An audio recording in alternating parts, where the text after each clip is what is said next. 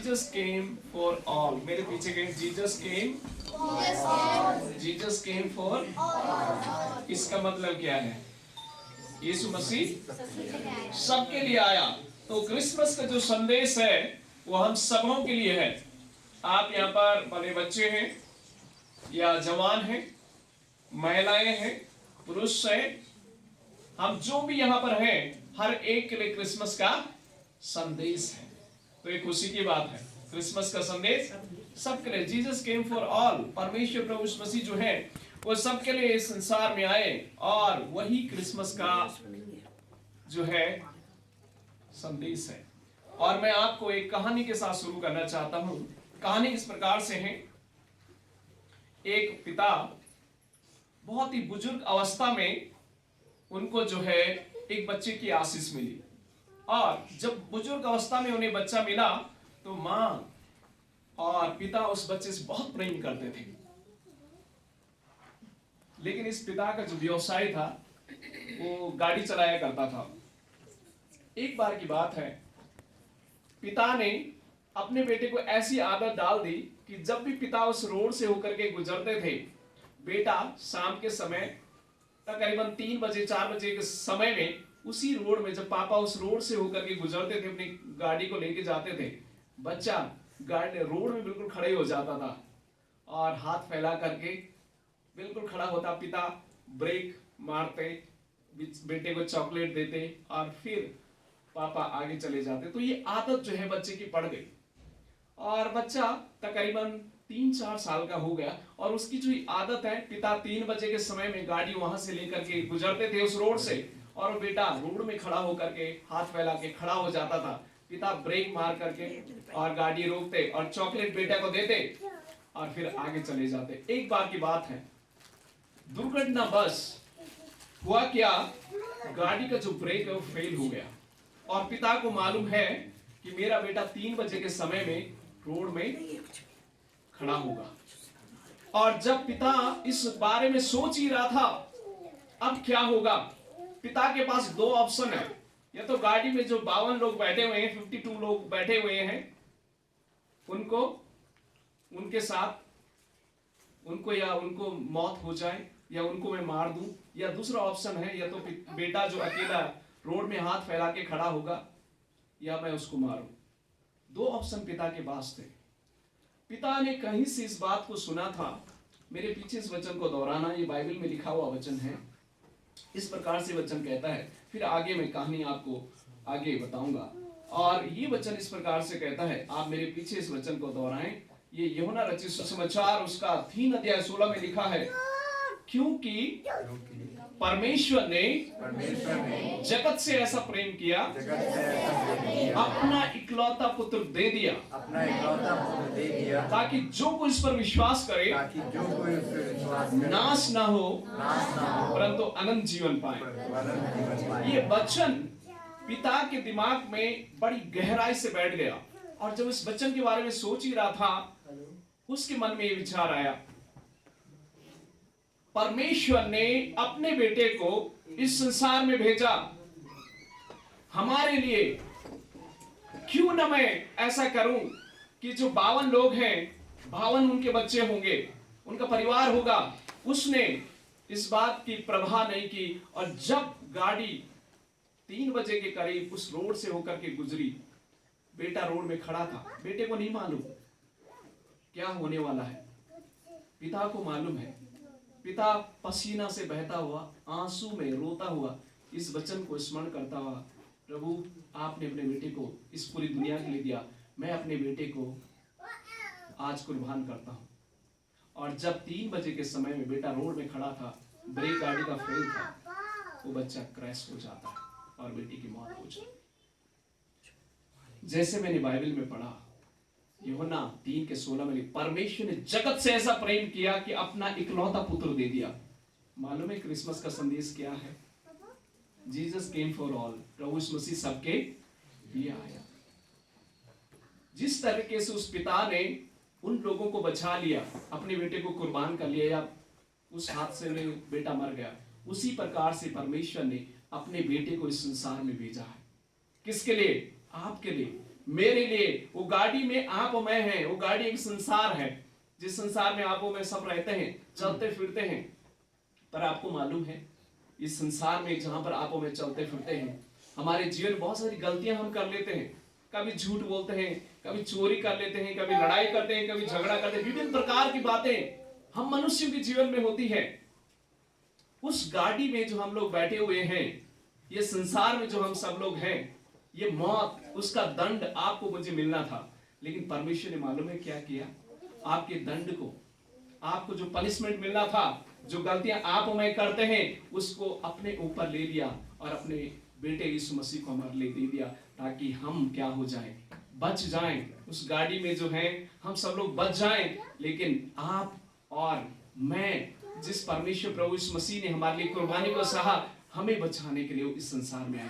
Jesus came for all, सबके लिए परमेश्वर इस दुनिया में है। और यूहन्ना 3:16 कहते हैं, परमेश्वर ने जगत से ऐसा प्रेम किया, क्या दे दिया? अपना बेटा दे दिया। किसके लिए? सबके लिए, बच्चों के लिए, महिलाओं के लिए, पुरुषों के लिए, सबके लिए परमेश्वर ने अपने बेटे प्रभु यीशु मसीह को दिया है। इसीलिए हम कहते हैं क्रिसमस किसके लिए है?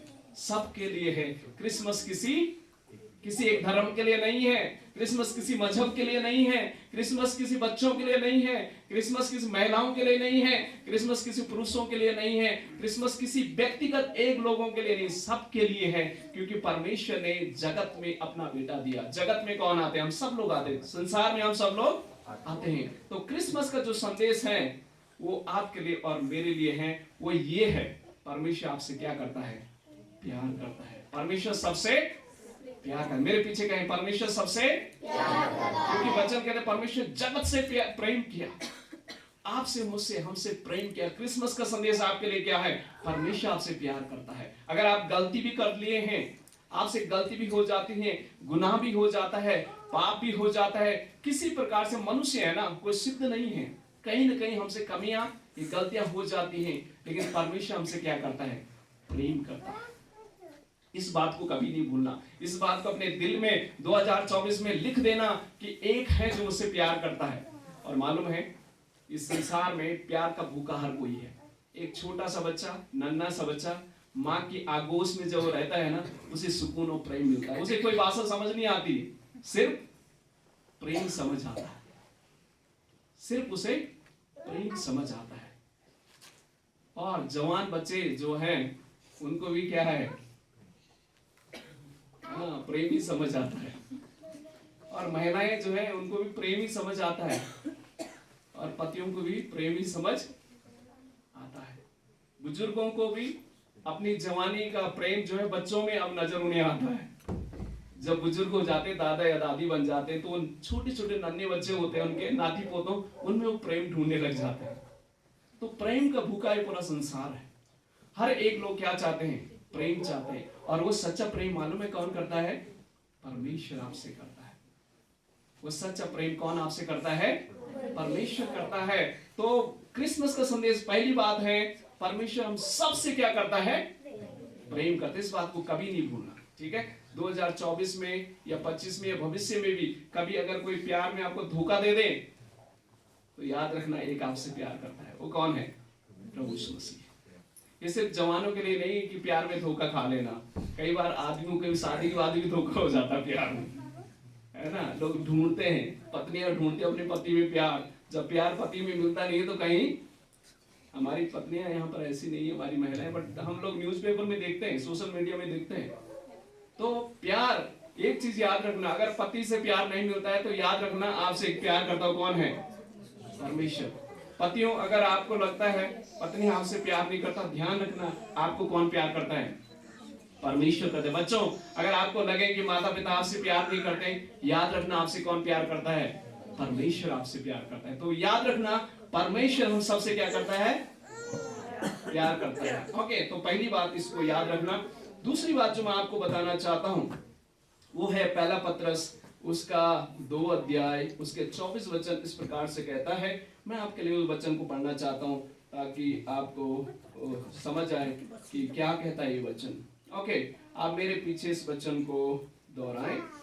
वह आप ही हमारे पापों को अपनी देह पर अपनी देह पर लिए हुए क्रूस पर चढ़ गया, जिससे हम पापों के लिए मरकर धार्मिकता के लिए जीवन बिताएं। उसी के मार खाने से तुम चंगे हुए।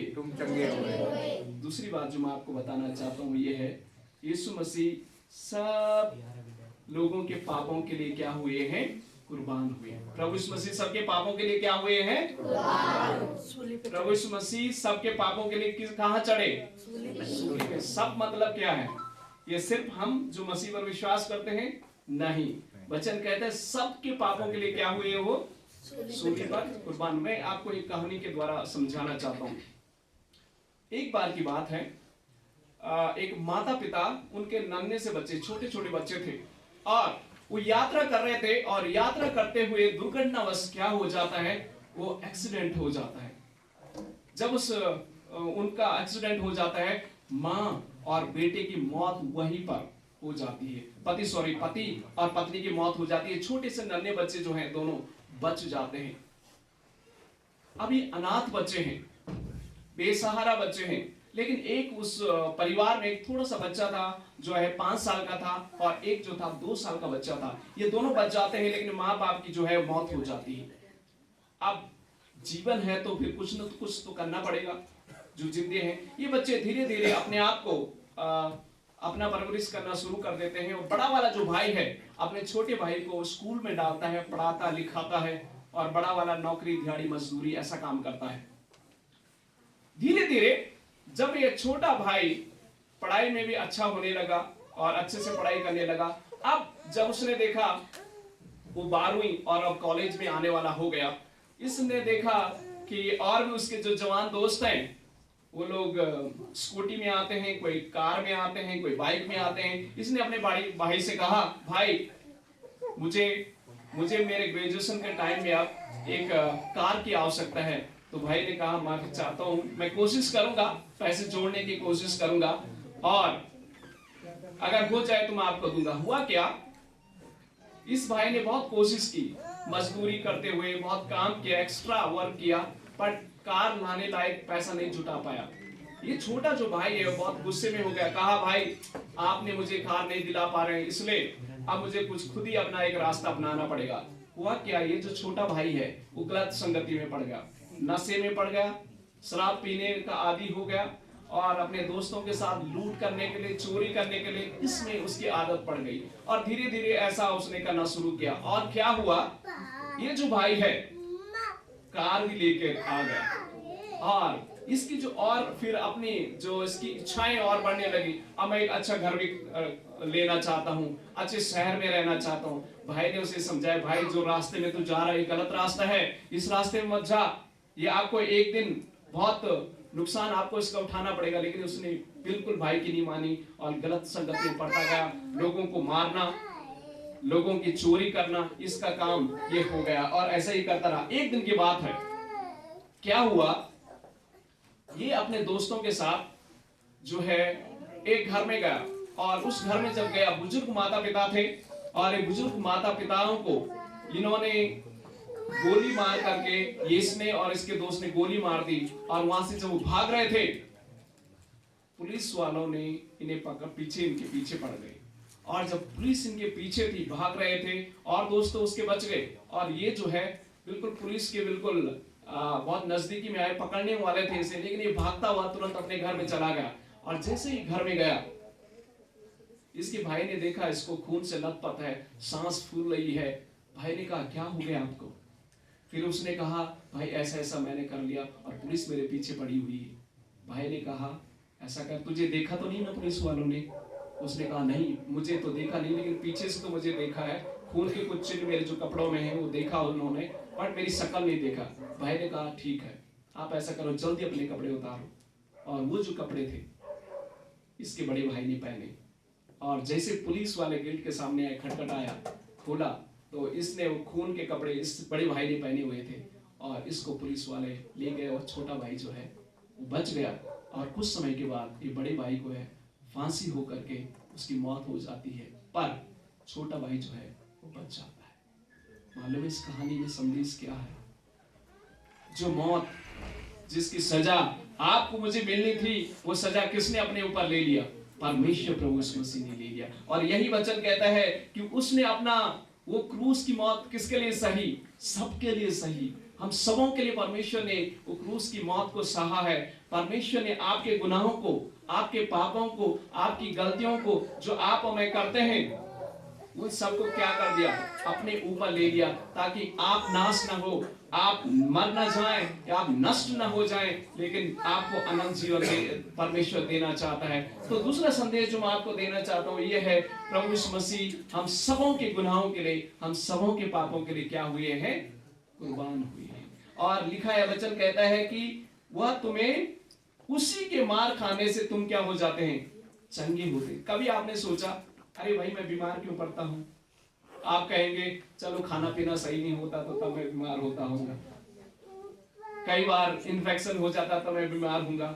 मालूम है बीमार की जो रूट है ना, जड़ है, वो पाप है।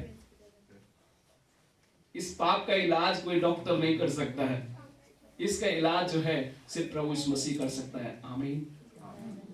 इसका इलाज सिर्फ प्रभु यीशु मसीह कर सकता है। आपको मुझे शरीर में तो चंगाई मिल जाएगी, लेकिन हमारे अंदर एक आत्मा है। जब आपकी आत्मा दुखी होती है ना, जब आपका मन दुखी होता है, आपको कितना भी सोना चांदी से ला दो, वो चेहरे में मुस्कुराहट नहीं होगी। कभी आपने देखा होगा, अनुभव किया होगा, अच्छे घर में रह रहे होंगे, सुकून की नींद नहीं आ रही होगी, सोना चांदी पैसा सब कुछ होगा, लेकिन मन में सुकून और शांति नहीं होगी। तो ये मन की चंगाई जो है कौन दे सकता है?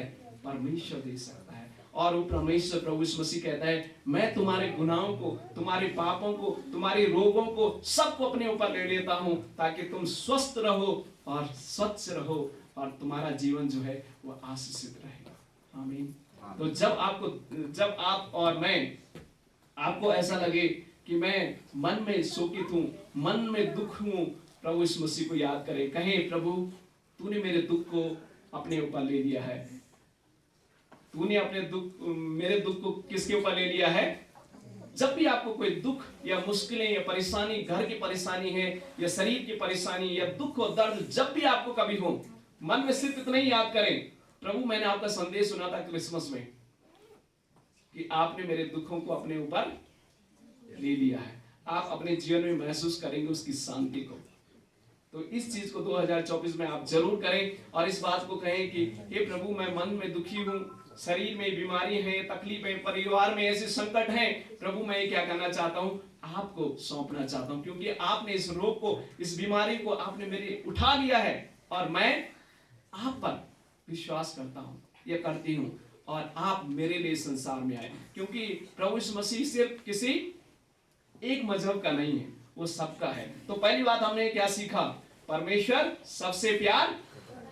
दूसरी बात, परमेश्वर सबको ठीक करना चाहता है, चंगा करना चाहता है। दूसरी बात, परमेश्वर सबको क्या करना चाहता है?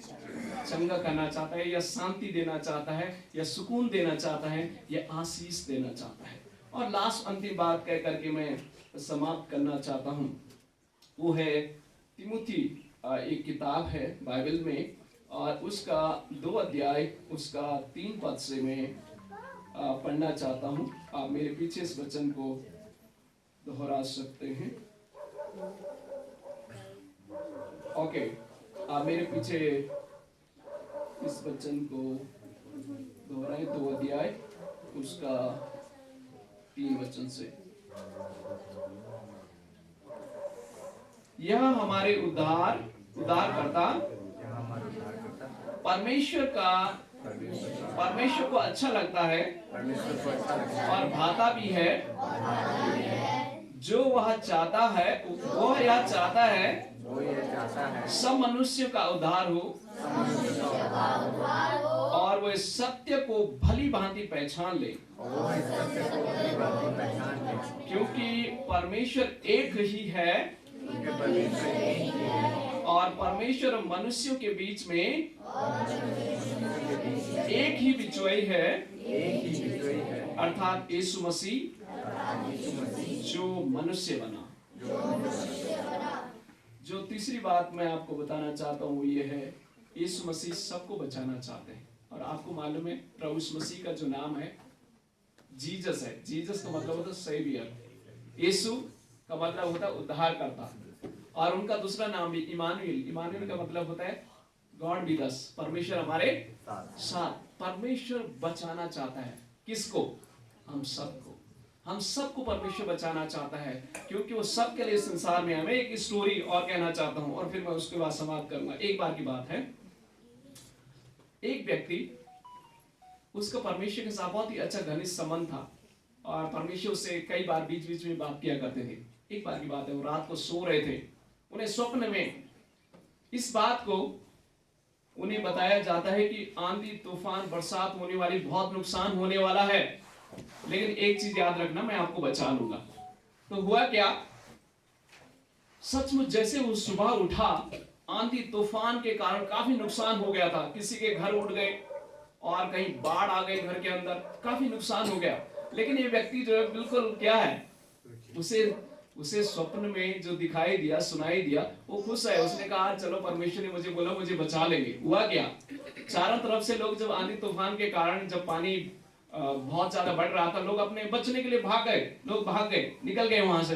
लेकिन ये व्यक्ति शांति के साथ, पानी बढ़ रहा है, घर में धीरे धीरे पानी बढ़ रहा है, उसके यहाँ तक भी पानी पहुंच गया, लेकिन चुपचाप, कोई डर नहीं रहा, घबरा नहीं रहा। लोगों ने, गांव के लोगों ने कहा अरे इस बुजुर्ग व्यक्ति को बचा लो, ये पानी में नहीं तो डूब जाएगा। लोग आए उसे बचाने के लिए, लेकिन इसने कहा नहीं, मुझे आने की जरूरत नहीं, मुझे बचाने के लिए कौन आएंगे? परमेश्वर आएंगे। उस समय के बाद क्या हुआ, पानी और बढ़ता चला गया। उसका जो पहला रूम है, फर्स्ट फ्लोर, पानी में भर गया, दूसरे फ्लोर में चला गया। अब गांव के लोगों ने कहा एक बुजुर्ग है जी वहां पर घर में, वो आ नहीं रहा। तो उन्होंने नाव भेज करके, सरकार, वहां की जो सरकार थी, नाव भेजी उसे निकालने के लिए। उन्होंने बहुत कोशिश की इस व्यक्ति को बाहर निकालने के लिए। उन्होंने कहा भाई जल्दी इस नाव में आ जा, नहीं तो डूब जाओगे। उसने कहा नहीं, मुझे बचाने के लिए कौन आएंगे? परमेश्वर आएंगे। हुआ क्या, पानी और बढ़ता चला, यहाँ पहुंच गया। फिर लोगों ने कहा एक बुजुर्ग है जी, सरकार को कहा थोड़ा सा बचा लीजिए उसको, जहाज भेज दीजिए। तो सरकार के द्वारा एक हेलीकॉप्टर भेजा गया ताकि इस व्यक्ति को वहां से बाहर निकाला जाए। उन्होंने रस्सी फेंकी कि उसे कहा कि पकड़ लो इसको, नहीं तो डूब जाओगे। वो कह रहा नहीं, हमें बचाने के लिए कौन आएंगे? परमेश्वर आएंगे। कुछ समय के बाद क्या हुआ, डूब के मर गया। जब ये स्वर्ग में गया, परमेश्वर कहे परमेश्वर आपने कहा था मैं आपको बचाने के लिए आऊंगा, लेकिन आप तो आए नहीं। परमेश्वर का हे मूर्ख, मैंने पहले भेजे थे, आपके पास 3 लोग भेजे थे, गांव के लोग भेजे थे, नाव भेजी थी, जहाज भेजा था, तू खुद ही नहीं बचना चाहता था, फिर कौन तुझे बचा सकता है? मालूम है कहानी क्या है? कहानी से आप मैं क्या सीख सकते हैं?